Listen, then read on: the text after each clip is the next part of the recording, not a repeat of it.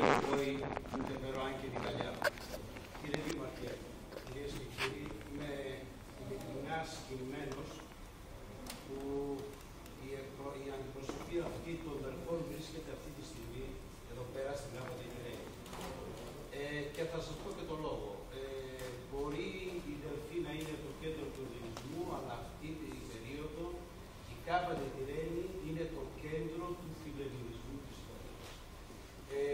Η Ελληνική Ομοσπονδία, η Ομοσπονδία Ελληνικών Κοινοτήτων και Αδερφοτήτων Ιταλίας παρακολουθεί και υποστηρίζει εδώ και αρκετά χρόνια όλες τις προσπάθειες του Δήμου και του Δημάρχου για τη δημιουργία ενός φιλελληνικού κινήματος και κλίματος αλληλεγγύης στην Νότια Ιταλία, και όχι μόνο στην Νότια Ιταλία, αλλά σε όλη την Ιταλία. Και έχουν κάνει μεγάλες προσπάθειες και έχουν επιτευχθεί μεγάλα κατορθώματα.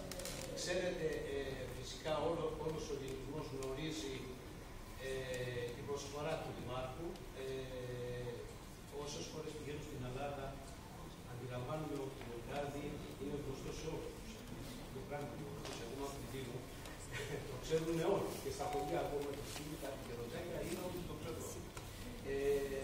Πιστεύω ότι η πρόταση αυτή να γίνει η αδερφοποίηση είναι μια καλή πρόταση. Πιστεύω και είμαι πεπισμένος μετά από την δική σας ομιλία, κύριε Δήμαρχε, ότι θα ευοδοθεί.